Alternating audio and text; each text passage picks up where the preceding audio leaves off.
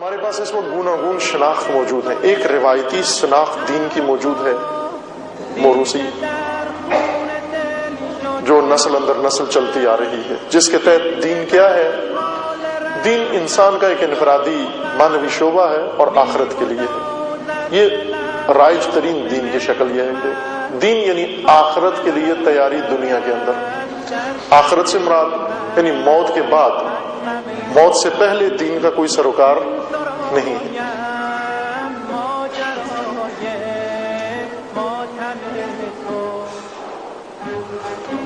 جس دین کی شناخت کی ضرورت ہے اشد، اور بزرگان دین نے تاکید کی ہے، خصوصاً امام راحل رضوان اللہ تعالی علیہ نے، اور وہ جو لوگ امام راحل کی فکر کے پیروکار تھے اور ہم فکر تھے امام کے ساتھ، جس طرح شہید مطہری، شہید بہشتی، شہید صدر، یا موجودہ بعض اساتید بزرگوار ہمارے، ان کا جو زاویہ ہے، جو ویژن ہے، وہ یہی ہے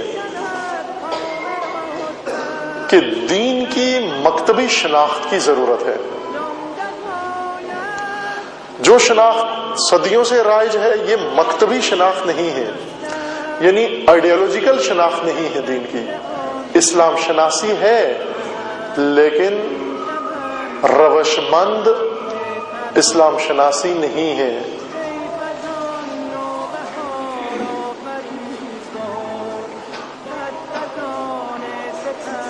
ایک میتھڈ کے تحت نہیں ہے یہ شناخت.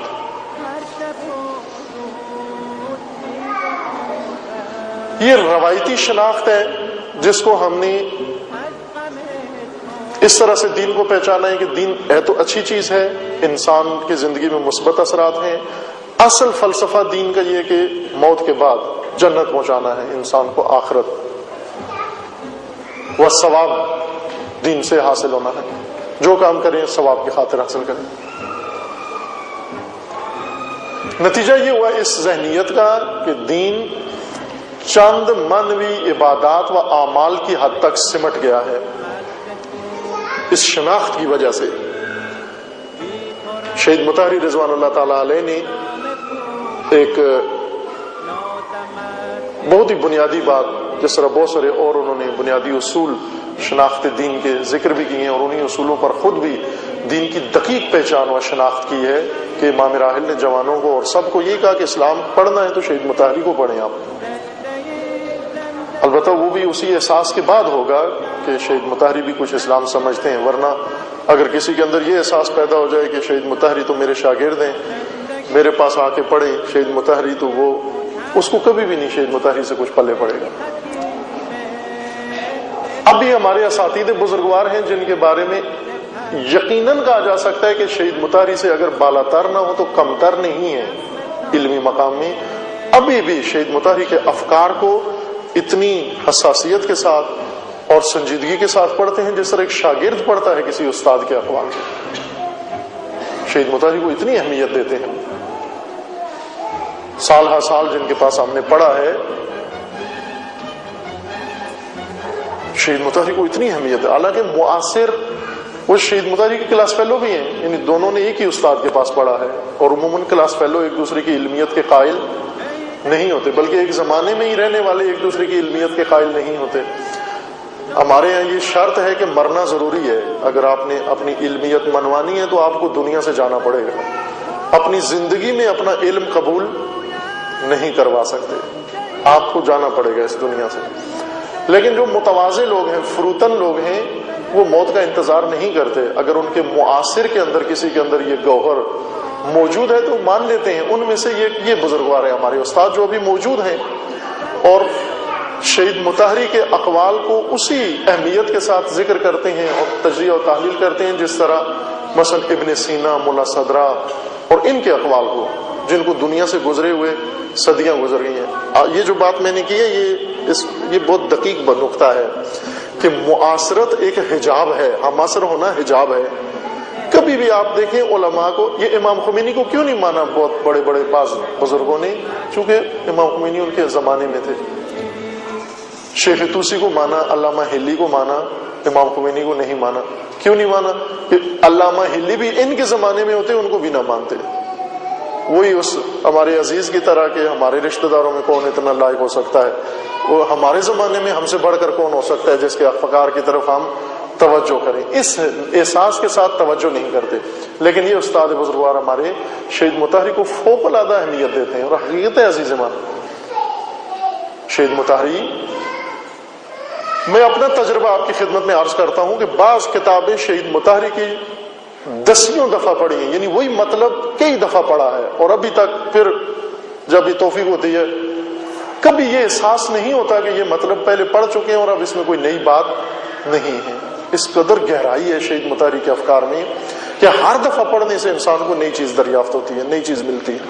آیا اینها برای حق مشروع بشری قیام نمی کنند؟ کیه در دنیا که امروز منکر بشود فلسطینی های آواره حق ندارند به وطن خودشون برگردند؟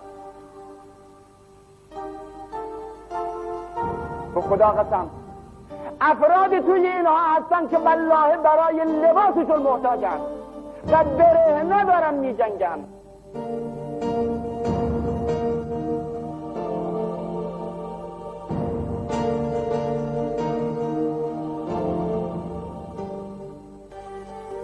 هدف مگه تنها همین است که یه دولت کوچیکی در اونجا تشکیل بشه؟ و خیلی اشتباه کردیم، خیلی اشتباه، خیلی همه اشتباه میکنیم. اون میدوند که یه دولت کوچک بالاخره نمیتونه اونجا زندگی بکند. یه اسرائیل بزرگ که دامنش از این طرف تا ایران خودمون هم شاید کشیده بشه. این اسرائیلی که من میشناسم فردا ادعای شیراز را میکند، میگه شاعرهای خود شما همیشه در شعر خودشون اسم شیراز گذاشتن گفتن ملک سلیمان. هر کی میگه آقا او تشبیه هست، میگه سند از این بهتر از شما میخواید که اینجا از قدیم گفتن ملک سلیمان بوده و جزء ملک سلیمان است اینجا. مگر همین 2 شب پیش من الان بریده شاید اطلاعات دارم، مگه ننوشتن که الان فقط آمریکایی ها، فقط یهودیان مقیم آمریکا روزی 1,000,000 دلار به اسرائیل کمک میکند؟ اون وقت تلاش ما مسلمین در این زمینه چی بوده است؟ آیا ما وظیفه‌ای نداریم که کمک مالی بکنیم؟ آیا اینها مسلمان نیستن؟ اونها عزیزان ندارن؟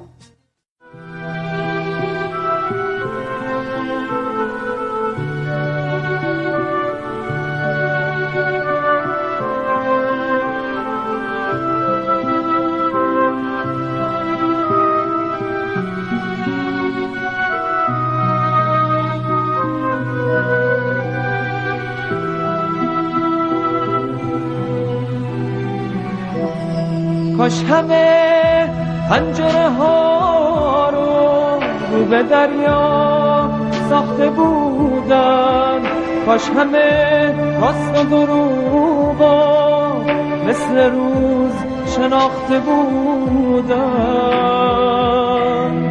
من توی آینه چشمات دیدم اون زلال آبو، پشت اون روح مطهر، اون حریر عشق نابو. با تو تا سپیده رفتم، با تو تا محاذ थे और शहीद के एक खुसूस खूबियों में से ये था कि शहीद एक ऐसा मुजाहिद, शहीद मुताहरी एक ऐसे मुजाहिद थे जो तने तनहा कई महाजों पे लड़ रहा था। ये इंसान तने तनहा, इनकलाब से पहले, इनकलाब के बाद साथी मुयसर आए, लेकिन फिर ये मुजाहिद अल्लाह को प्यारे हो गए। एक वक्त ऐसा भी था कि तन्हा कई महाजों पर लड़ रहे थे ये शहीद। यानी एक तरफ से आप देखें कम्युनिज्म का महाज खोला हुआ था, सोशलिज्म का महाज खोला हुआ था, और उसने भी दानिशगाहों को और यूनिवर्सिटियों को अपना हदफ बनाया था।